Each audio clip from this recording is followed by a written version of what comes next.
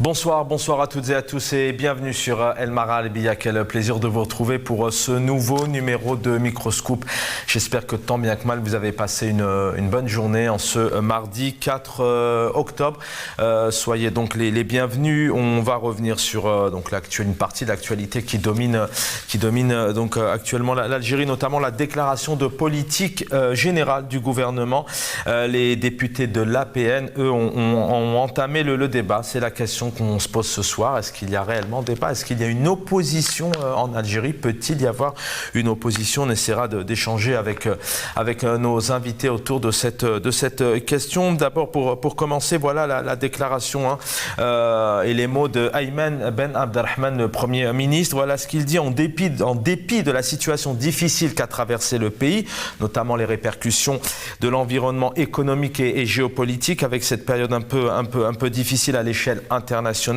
La détermination du gouvernement à honorer ses engagements pour la mise en œuvre, il revient donc la mise en œuvre de son plan d'action puisé dans les 50 engagements qu'avait annoncé le président Abdelmadjid Tebboune, dit-il, que le président n'a pas été ébranlé. Il a assuré lors de cette réunion. Il a aussi il est intervenu à l'ouverture de la plénière. Le président de l'APN a affirmé que l'Algérie avance sur la voie d'une véritable pratique démocratique.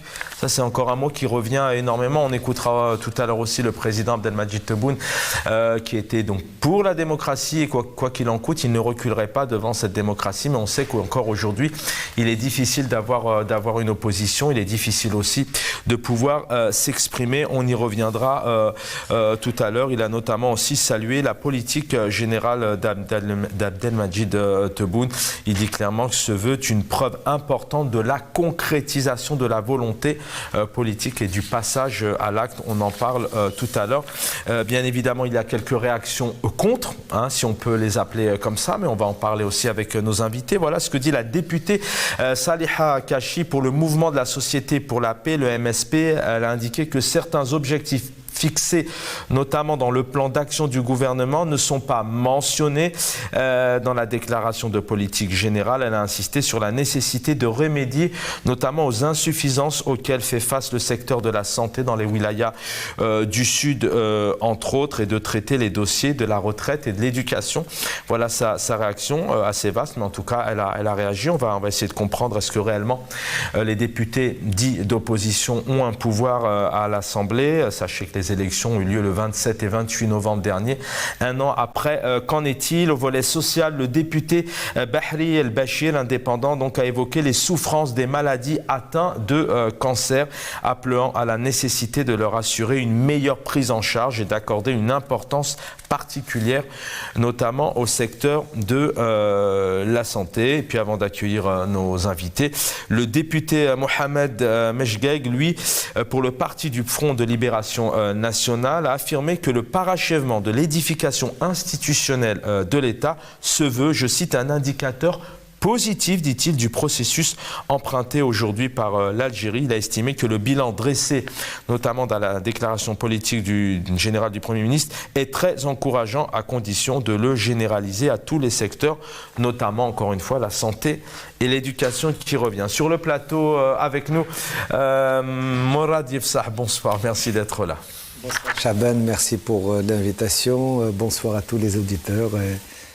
Et merci à Al Mara Al-Biya pour ces émissions de débat démocratique. On essaie, et merci pour votre fidélité, devrait nous rejoindre sur le plateau. Alors les encombrements, les embouteillages obligent sur la région parisienne.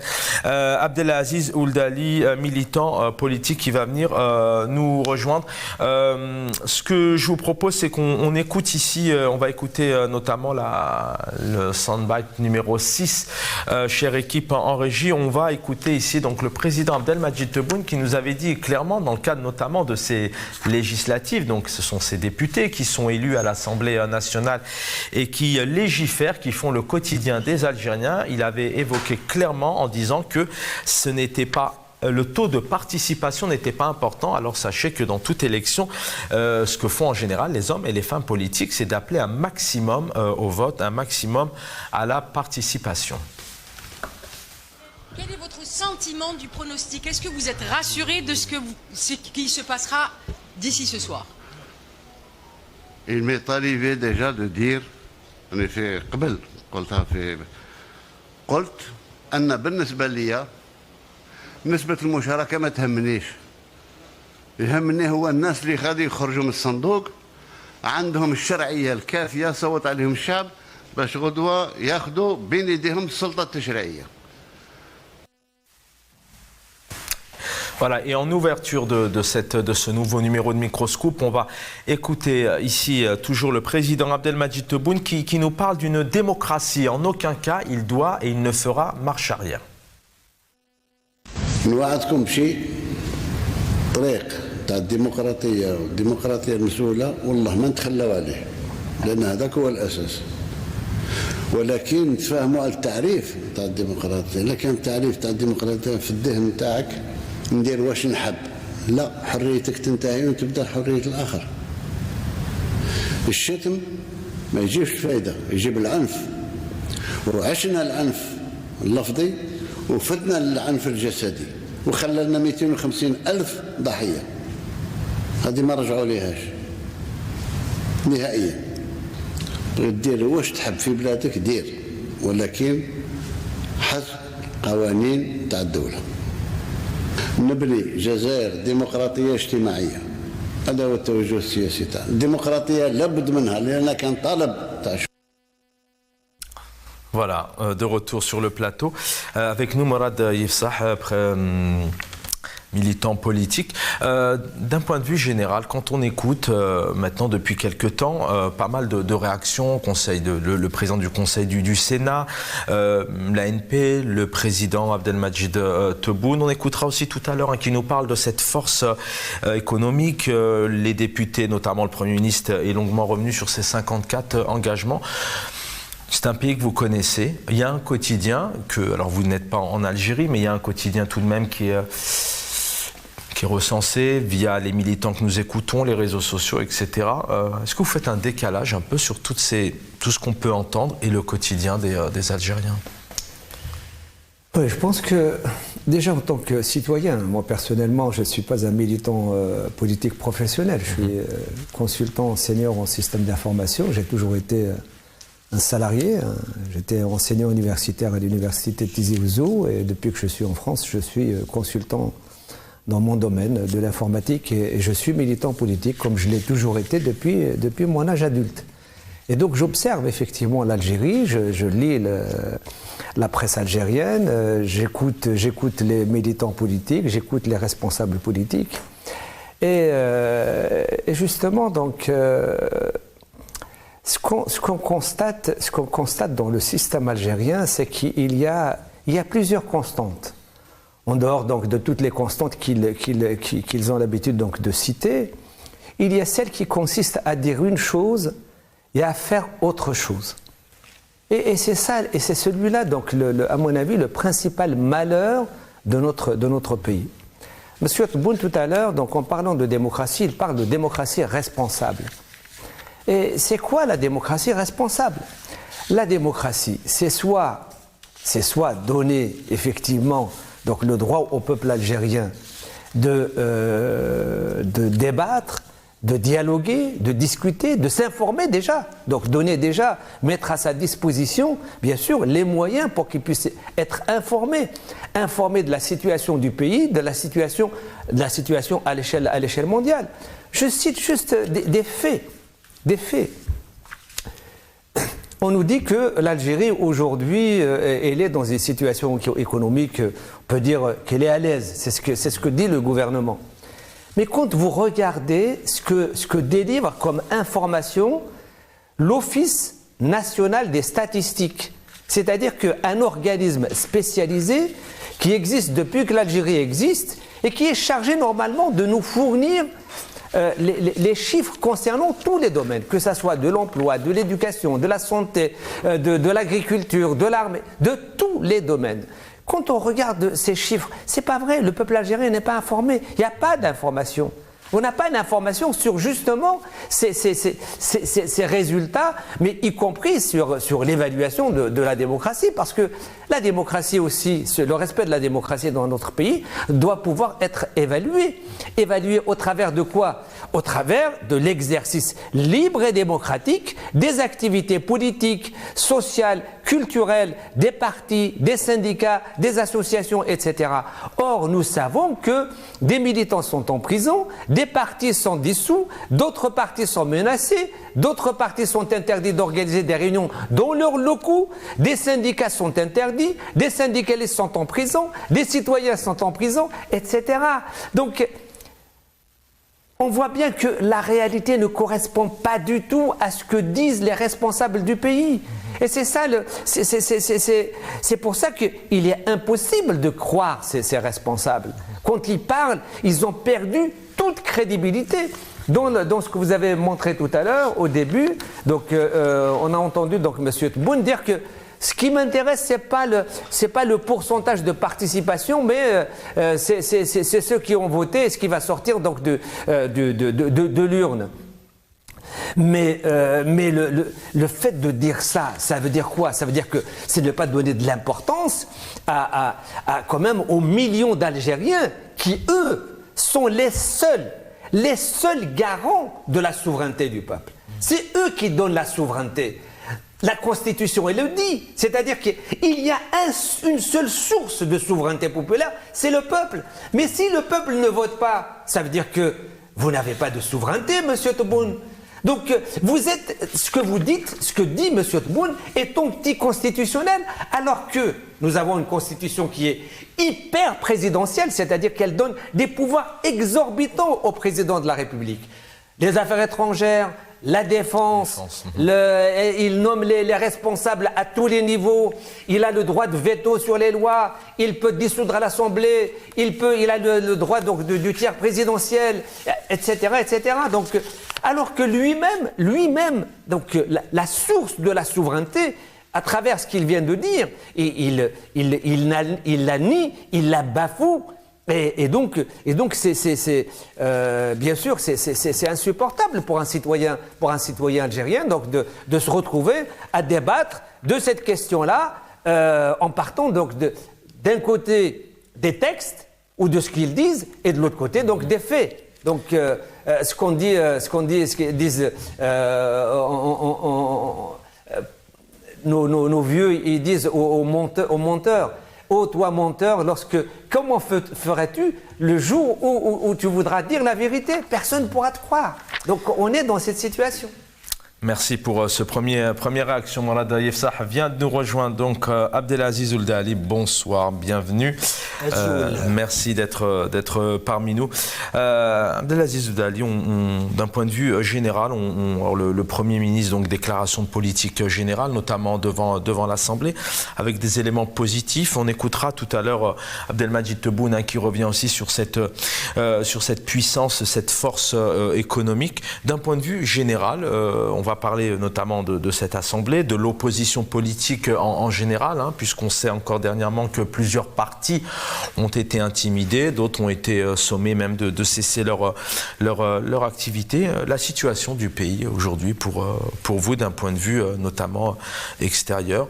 On avait d'ailleurs hier le militant d'opposition Karim Tabou qui dans cette émission aux côtés de mon confrère Nasser Djoudi qui parlait d'apparence, peut-être de faux semblants, un système qui fait semblant. Il revenait aussi en disant que les robinets étaient à sec depuis 4 jours du côté de la capitale, que l'huile se faisait rare, que la semoule aussi se faisait rare, qu'il parlait aussi de ce recensement avec une équipe de jeunes notamment qui à la main des petites tablettes qui faisaient bug. Il parlait d'apparence. Vous avez aussi ce regard de l'extérieur ou plutôt l'inverse?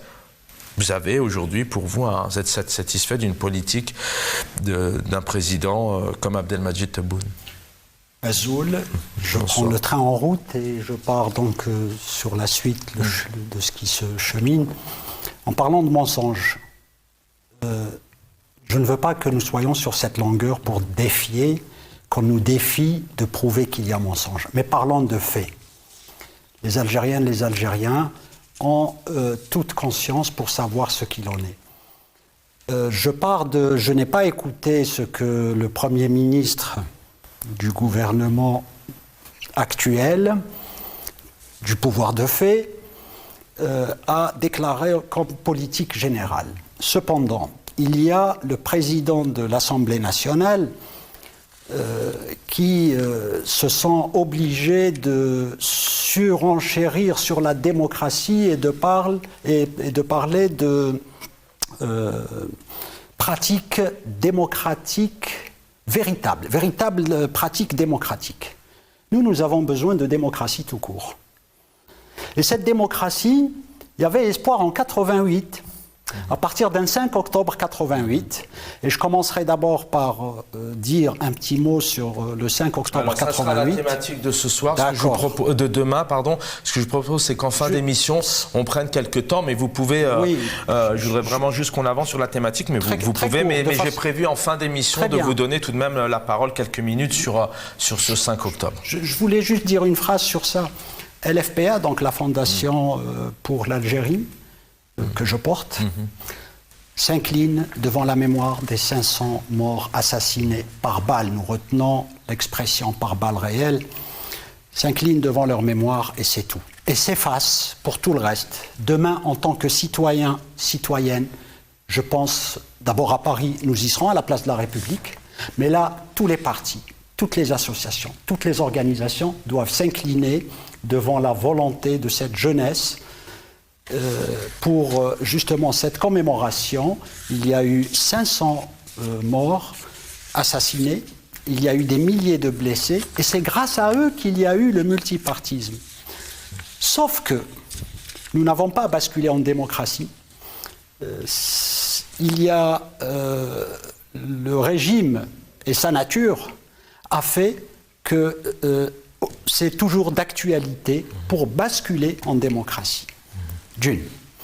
Donc demain, nous appelons notamment sur Paris d'être à la place de la République, même si des amis et des organisations organisent des choses en visio, c'est très bien. LFPA d'ailleurs encourage toutes les initiatives et présente à la place de la République au sein de l'Agora en atelier qui a une charte et qui invite tous les Algériens à réinvestir la place de la République. Bien sûr que nous sommes pacifiques.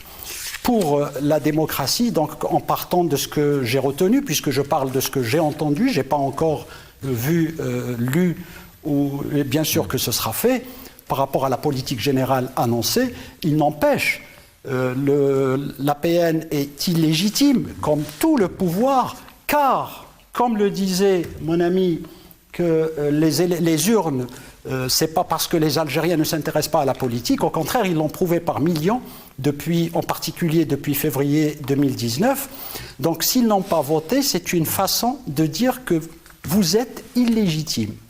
Nous sommes pacifiques, nous voulons débattre de façon sereine, il n'empêche qu'aujourd'hui, le compte n'y est pas. Voilà, pour commencer. Merci. Merci pour ces quelques mots, mais il est prévu il est prévu déjà que demain soir au sein de la chaîne, on évoque comme à chaque événement, vous le savez, la chaîne se mobilise pour ne pas passer à côté de toute actualité, notamment ces grandes dates comme le 5 octobre, il y aura le 17 octobre, bien évidemment, entre autres le 1er novembre, pour ne citer que ces proches dates. On va écouter ici quelques déclarations, notamment de députés, il y a quelques temps, et d'actualité. On va essayer de comprendre, est-ce que depuis, il y a une avancée au sein de cette assemblée algérienne. المشكلة انه الوزير يشوف لي زامبورتاتور كي سون دي بارتنير يشوفهم دي زينمي وسمح لي وزاره التجاره هذه ولات وزاره اسواق الرحمه اي بالجيري 2022 نهضروا على اسواق الرحمه سيد الوزير حطوا لنا استراتيجيه وطنيه كيفاش نراقبوا الاسعار المفتشيات هذه تراقب الاسعار تراقبها اون امون اي اون افال خليونا من اسواق الرحمه هاو جاي رمضان يزيد يخرج لنا ليستوار تاع اسواق الرحمه كيفاش التاجر كيكون في المحل تاعو ما عندوش الرحمه كي تعطي له التاي يولي عنده الرحمه. واحنا فرحنا لما شفنا وزير اول عنده برنامج اقتصادي، ولكن بعد مراجعه لهذا البرنامج ورحت وجيت والخبراء ونستشير وديت وقتي كامل، هاهم وين النواب كامل باللي ثمن باللي عارض اتفقوا على 4 نقاط.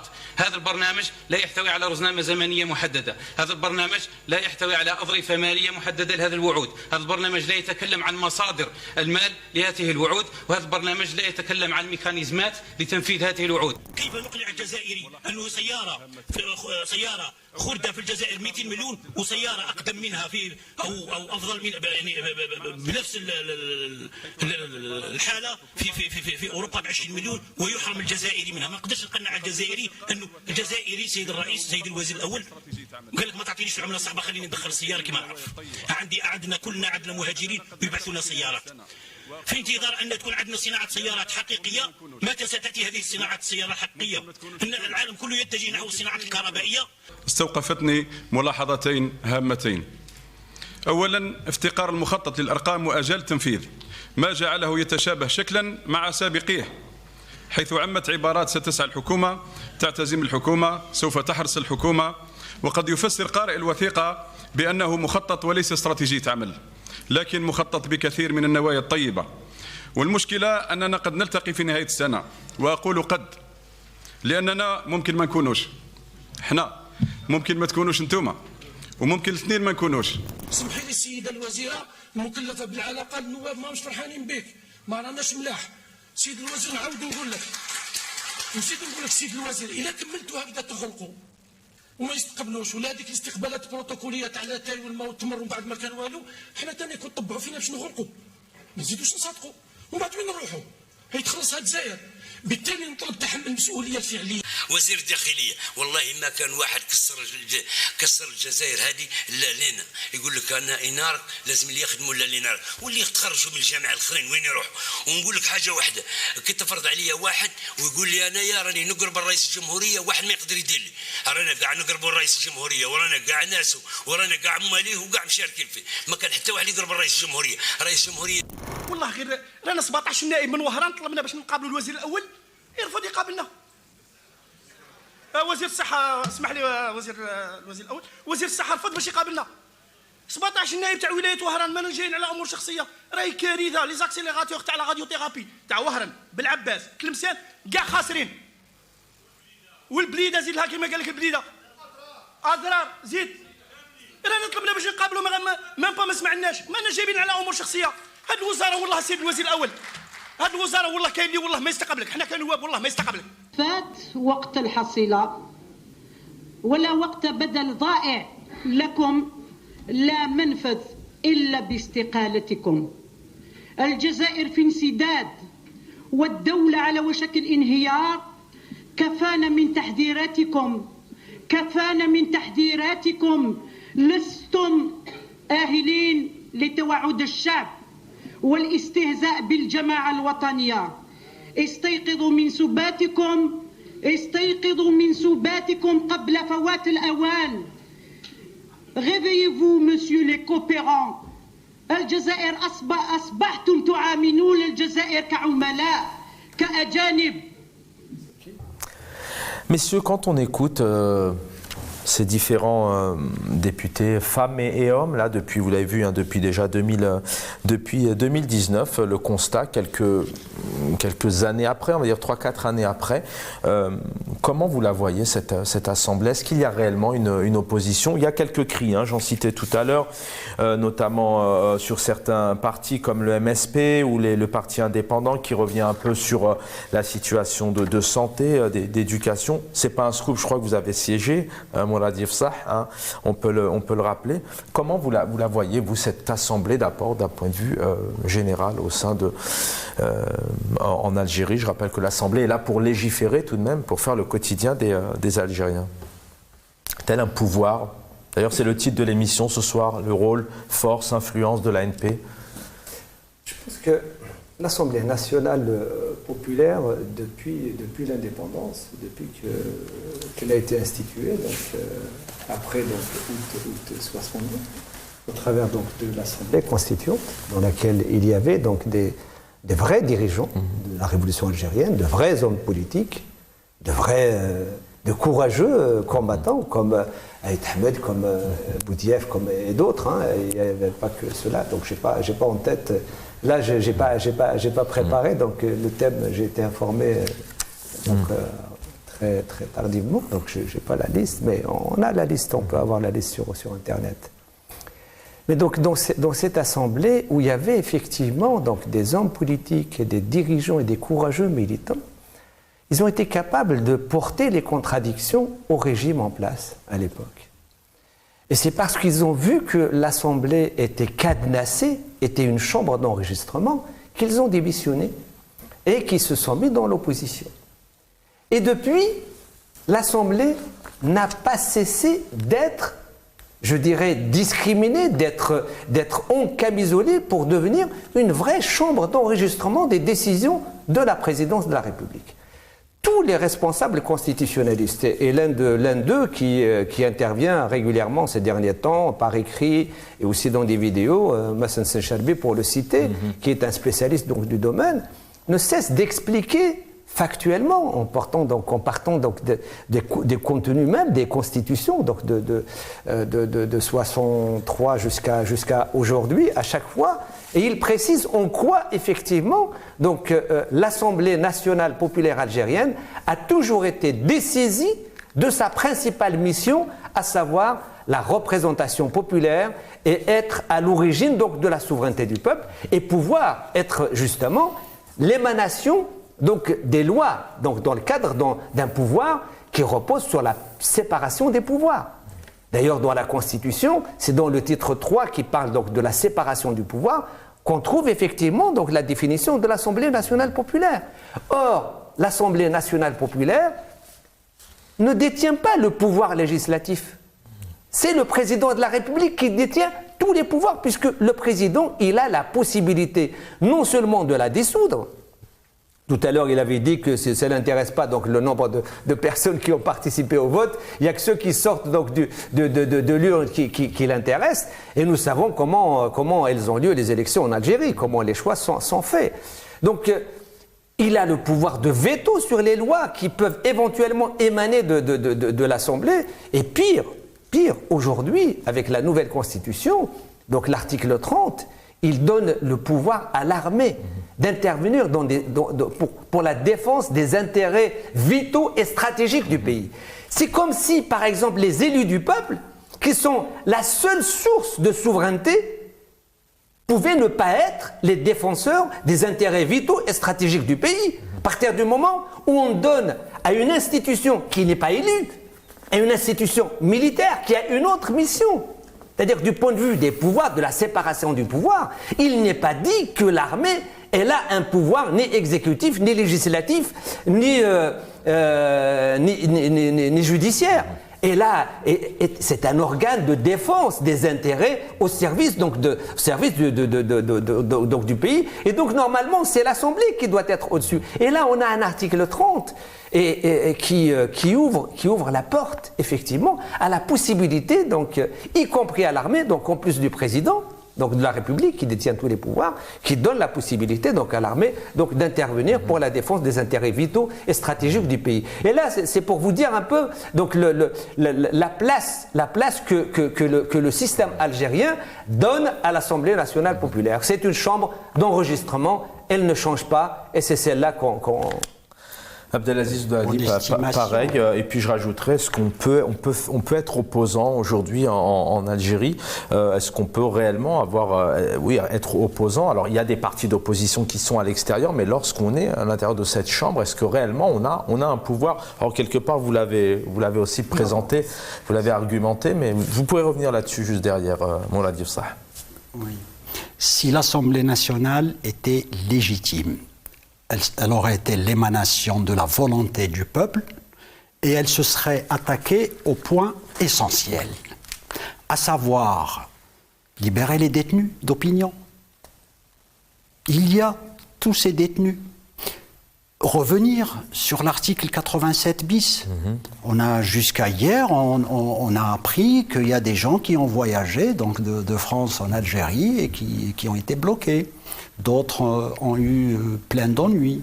Donc en plus de tout ce qu'on sait, parce qu'il y en a qui ne parlent pas beaucoup. Donc ces libertés n'existent pas.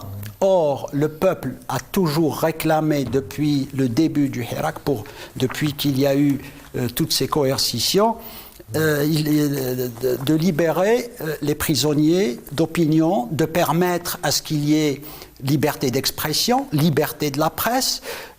Par exemple, bon, c'est vrai qu'on parle plus des gens connus, mais nous défendons tous les détenus d'opinion. Ils sont plus de 300, ceux qui sont poursuivis. Aujourd'hui, par exemple, Drarni, parce que ça sort sur tous les médias, mais on parle de tous les autres, a été convoqué par la police. Un autre journaliste, et là ça touchait aux denrées alimentaires, il faut observer les normes. Pourquoi est-ce qu'à l'Assemblée nationale, ces personnages ne défendent-ils pas l'application des normes et défendre les intérêts de l'Algérie, mais d'abord défendre l'intérêt du citoyen? Il y a des députés, une réaction derrière de Morad Yefsah, il y a des députés tout de même qui s'expriment, alors au FLN bien évidemment, mais j'en citais tout à l'heure, pour les rappeler, il y en a d'autres hein, sur l'APS, mais Saliha Kachi, pour les invités, les téléspectateurs qui viennent de nous rejoindre, pour le MSP, donc elle remet en cause sur les insuffisances auxquelles vit actuellement le secteur de la santé, entre guillemets, l'éducation dans le sud. Il y a Bahri El-Bachir aussi chez les indépendants qui lui parle de souffrance des personnes malades du cancer. Alors c'est vrai qu'elles sont assez timides, hein, ces personnalités politiques sur les détenus, mais elles sont présentes tout de même. Elles jouent un rôle ou elles sont vraiment impliquées et à la fois elles sont menottées? Moi, je trouve, je me permets une phrase sur ça, parce que l'opposition, elle n'est pas à l'Assemblée nationale. L'Assemblée nationale qui n'est pas légitime, donc on n'est pas en train de parler d'une Assemblée qui n'est pas légitime. Et pour moi, tout ce que vous citez comme député actuel, pour moi, ça ne peut pas être ça l'opposition. L'opposition n'a pas cautionné ces élections. L'opposition ne peut même pas se réunir. Des partis politiques agréés ne peuvent pas bouger, ne peuvent pas avoir d'action politique, on ne peut pas avoir expression, on ne peut pas se réunir. Mais ça ne va pas du tout. Il y en a plein qui sont poursuivis en plus. On leur cherche toujours des histoires. Il n'y a pas d'activité politique, il n'y a même pas de débat possible. À un moment donné, de se dire on y va, on ne laisse pas notre place, ou est-ce que, parce que d'ailleurs Chorfi, hein, M. Chorfi qui dirige notamment le comité de l'organisation des élections, lui avait évoqué notamment une transparence aujourd'hui. Mais pour voter, il faut tout un processus. Je rappelle que le processus électoral contient 5 étapes. Très clairement, on aura occasion d'en parler parce que très vite, il va falloir qu'on en parle.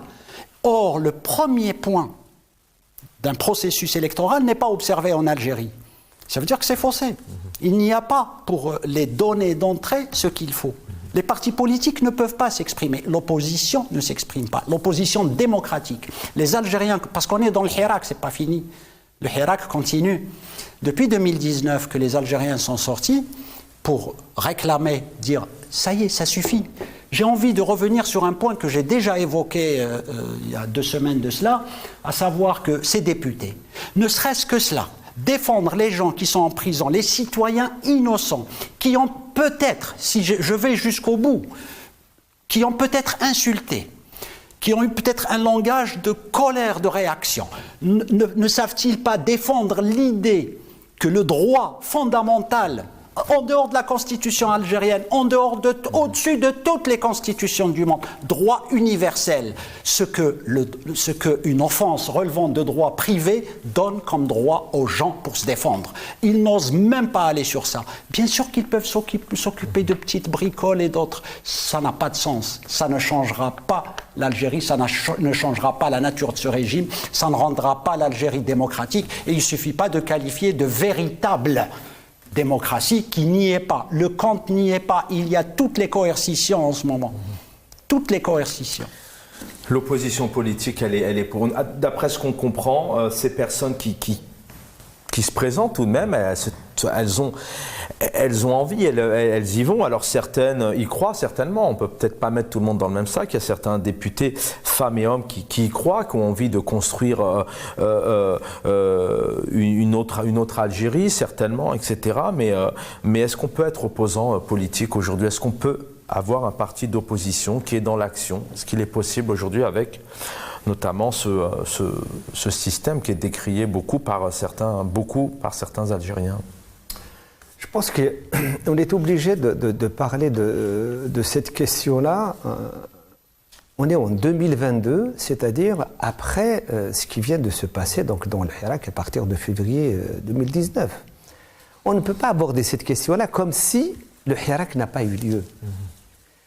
Parce qu'à partir de 89, donc la constitution de février 89 qui avait introduit donc, la liberté d'organisation en partis politiques et en syndicats autonomes et en associations, qui était une brèche qui était ouverte dans le système de partis uniques.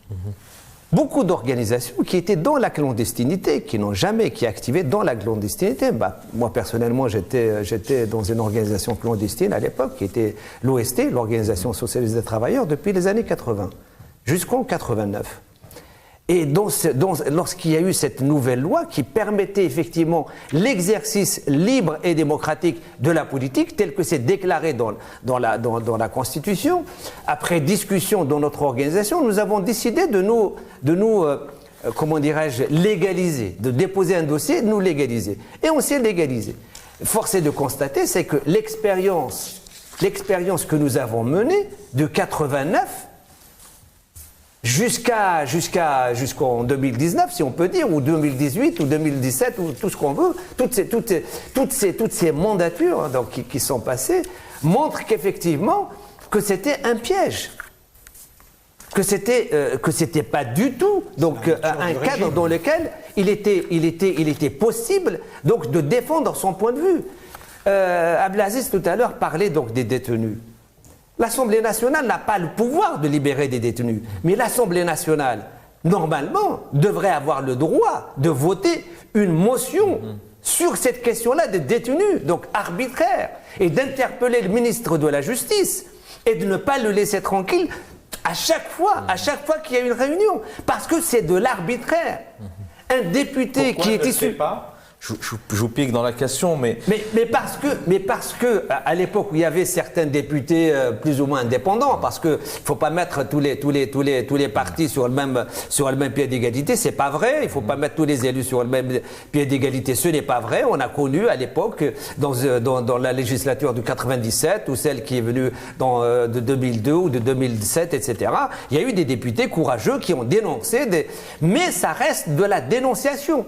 Ça reste de la dénonciation. Pour la simple raison, c'est que l'élection étant en Algérie un moyen plutôt donc arithmétique qui consiste à distribuer des quotas d'élus par représentation politique. Et les quotas tels qu'ils étaient distribués faisaient que la majorité écrasante, absolue, revenait toujours à la majorité présidentielle. Donc FLN, ensuite FLN-RND, ensuite FLN-RND MSP, ensuite FLN-RND MSP, et puis, je ne sais plus, MPA, etc., etc. Donc qui faisait que l'Assemblée, à travers donc, toutes ces législatures, donc, et le peuple algérien, en réalité, il a tiré la conséquence en février 2019. Il a tiré la conséquence, c'est que ces institutions ne le représentaient pas.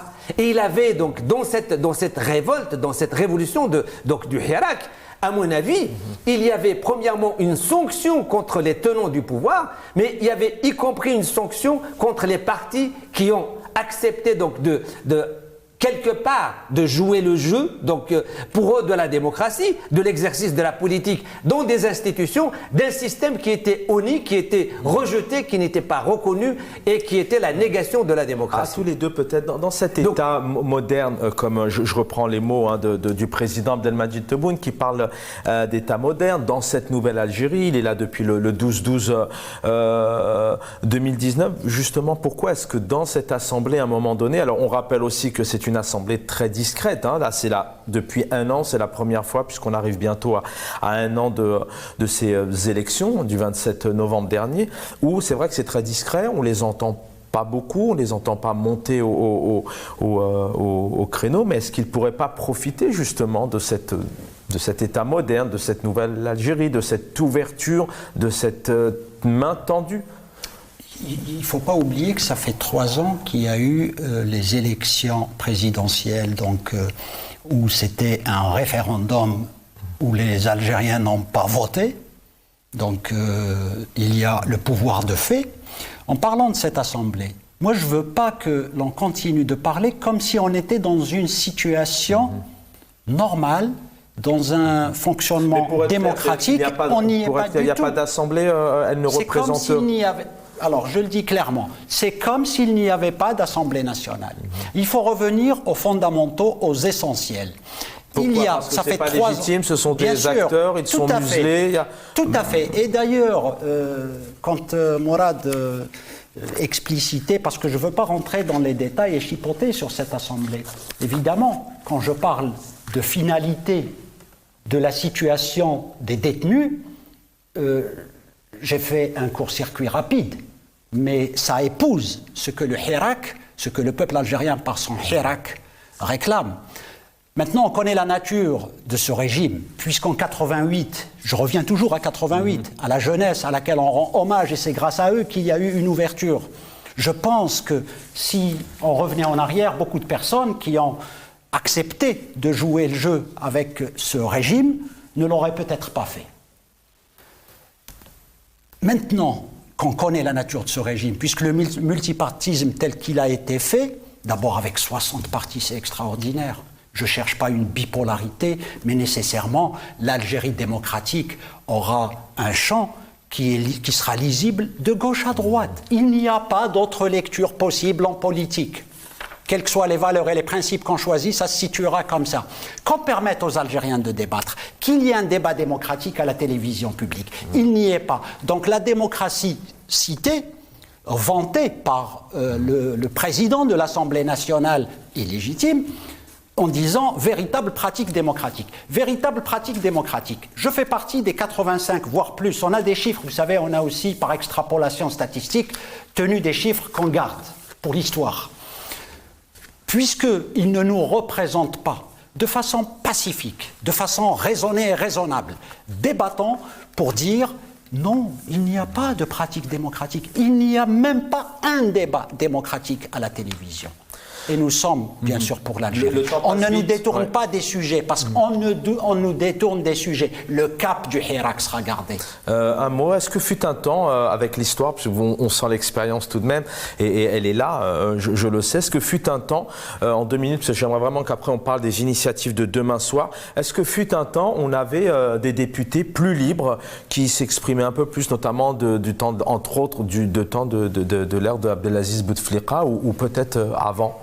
Je pense que ce n'est pas une question d'air, mais c'est une question. Donc, un militant, il est issu d'un parti. Un parti, c'est quoi? C'est une école. D'air avec peut-être un peu moins d'intimidation. Non, mais aujourd'hui, dans l'Assemblée actuelle, il faut dire une chose. Ni le FFS n'est présent, ni le RCD n'est présent, ni le PT n'est présent, ni le MDS n'est présent, ni le ça veut dire quoi? Ça veut dire qu'il n'y a pas réellement de parti d'opposition? Les partis qui, effectivement, ont une compréhension, je dirais achevée de la pratique démocratique, qui consiste effectivement donc à ce qu'il y ait une véritable séparation des pouvoirs, à ce qu'effectivement le militant puisse faire de la politique, à ce que le député fasse des lois, à ce que le juge applique les lois, à ce que l'exécutif exécute le programme d'une assemblée. Pas d'assemblée démocrate. Ces élus-là ne sont pas dans cette assemblée. Dans cette assemblée, il n'y a que ceux qui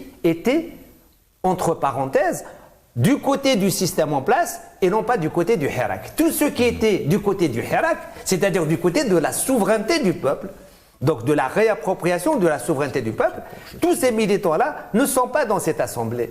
Et donc il n'y a pas cette force, il n'y a pas cette compréhension, il n'y a pas ce message que ces députés donc pouvaient porter. Deuxième aspect, c'est que ces députés donc qui sont issus de formations politiques qui partent donc de ce qu'est réellement la démocratie, à savoir donc un rapport de force. La démocratie, c'est un rapport de force, qu'on le veuille ou pas. Et c'est pour ça que le pouvoir, en réalité, en camouflant les résultats, en fraudant les résultats, il camoufle le rapport de force. C'est pour ça qu'il y a un vice de fond, il y a un vice de forme donc dans cette assemblée. À l'Assemblée nationale, on a peur de ce qu'on dit. Un député, un militant sur Facebook, on peut comprendre par exemple, pour certains, mais est-ce que là, à l'Assemblée nationale, on est obligé quand on est député à l'heure actuelle, avec le système actuel, de contrôler ses mots, de faire attention à ce qu'on dit ou je pense qu'ils n'ont pas de programme sérieux sur lequel ils ont été élus, ils n'ont pas de message sur cette question-là à porter. Ils ont été élus pour soutenir le système en place. Ils sont tous dans la majorité présidentielle. Ils sont là pour la claque, pour applaudir le président. Ils peuvent dire effectivement, attention, il n'y a pas de, comment dirais-je, il n'y a pas tel médicament de tel endroit, il n'y a pas d'eau dans tel endroit, etc. Mais c'est pas ça la politique. La politique, ce n'est pas ça. C'est défendre un programme, c'est défendre des principes, c'est défendre des règles, proposer des lois, proposer des amendements à ce que propose le gouvernement. Et ensuite derrière, quand la voix n'est pas portée dans ces institutions, revenir vers son organisation, son parti, organiser le rapport de force, faire des manifestations, des assemblées générales, des meetings, faire des coalitions avec d'autres partis, des syndicats, etc. pour peser. Donc c'est ça la vie politique, c'est ça la démocratie.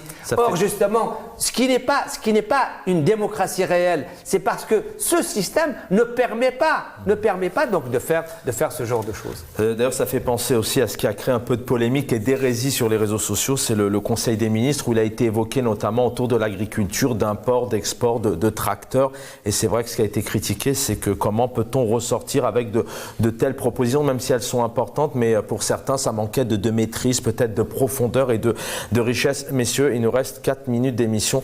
Mourad Irsah, demain soir, le 5 octobre, vous ne serez pas avec nous parce que vous serez ailleurs. Exactement. Donc, sur le 5 octobre, comme d'habitude, hein, tous les mois d'octobre, depuis 88, moi, en tant que militant, j'ai vécu cette période-là. Donc, on organise des initiatives. D'ailleurs, c'est dommage qu'en Algérie, on ne puisse pas organiser des meetings, des conférences, des débats, effectivement, sur cette journée. Donc, nous, sur notre... Demain, le président ne dira pas de mots, selon vous. Notre compte est le compte Facebook donc, de l'organisation dans laquelle je suis membre fondateur, le Comité de citoyens algériens en France pour une assemblée constituante souveraine. On invite donc un professeur émérite de l'université Paris 8, qui est un universitaire, un écrivain algérien, donc qui a travaillé sur ces questions-là. Donc il est sociologue, Aïssa Kadri, pour le citer. Et donc on va aborder dans cette première conférence les origines donc d'octobre 88. Pour ensuite aborder dans une deuxième conférence, expliquer comment a eu lieu les donc les événements demain soir. Non, il y aura une conférence demain et une autre le 12. Alors à quelle heure demain soir? Donc demain soir à partir de 19h30 sur le site Facebook, donc en direct. Donc du comité de citoyens algériens en France pour l'Assemblée constituante souveraine. Et demain, vous pensez qu'Abdelmadjid Tebboune, le président, va dire 2 mots, va commémorer, pensera au 5 octobre 88? Je pense que s'il devait faire quelque chose, il l'aurait déjà fait, parce que à ce jour, les victimes d'octobre 88 n'ont pas été rétablies dans leurs droits. À ce jour, ceux qui ont subi la torture, il existait donc un comité contre la torture, et on a vu qu'effectivement, donc la torture elle a continué, y compris des militants du Hirak ont été torturés, etc., etc. Donc s'il devait faire quelque chose, il l'aurait déjà fait avant. Et c'est vrai qu'il n'y avait rien eu aussi pour la journée des disparus. Pareil, 2 petites minutes demain soir. Vous l'évoquiez tout à l'heure déjà. Je signale qu'il y a même des gens en liberté provisoire depuis 1980. Et tu sais à qui je pense pour certaines personnes militantes. Pour en revenir à la commémoration et l'hommage. J'ai presque envie de commencer par l'hommage. Demain soir, y a-t-il une actualité? Justement, parce que je vais rendre l'antenne, profitez-en, il reste 1 minute d'émission. Demain soir, nous serons à la place de la République. Car nous n'avons jamais abandonné la place de la République, ça maintient la flamme du Hirak. Donc de 17h jusqu'à 20h, nous y sommes en tant que citoyens. C'est pour ça qu'aujourd'hui, je ne parle pas de LFPA. Il me sera donné, j'espère, occasion de présenter cela. Demain, venez. Et je pense que partout en Algérie, même si les gens ne sortent pas, il y a commémoration partout. Et dans la diaspora du 5 octobre 88. Et l'hommage, c'est grâce à eux tout ça. Même s'ils ont bénéficié des combats antérieurs, nous continuons le Hirak. Et nous reviendrons avec vous deux, bien évidemment, suite à ces deux moments qui sont importants. Des conférences, notamment via les nouvelles technologies, les réseaux, et puis d'un côté le militantisme sur le terrain. C'est ça qui est beau. Bien, mais j'ai bien compris. C'est ça qui est beau avec ce. Merci, messieurs. Merci Abdelaziz. C'est ça qui est beau avec ce Hirak qui continue, vous l'avez vu, de manière différente, sur le terrain et encore sur les réseaux sociaux avec des conférences. Voilà, nous avons essayé de comprendre ce soir, est-ce qu'à l'intérieur de cette Assemblée nationale en Algérie depuis le 27 novembre dernier, des députés qu'on a très peu entendus, dans le cadre notamment de ces feux par exemple, de ce pouvoir d'achat, de cette rentrée aussi scolaire, de cette rentrée sociale, de la présence du président français par exemple, une Assemblée qu'on a très peu, voire pas du tout entendue. Il y a eu quelques sorties, on en a parlé avec vous. Morad Yefsah, merci d'avoir été avec nous, et Abdelaziz Ouldali, merci infiniment, plaisir de vous retrouver. Merci l'équipe en régie de m'avoir accompagné. Le programme continue dans quelques instants, sur El Mara Arabiya. Merci,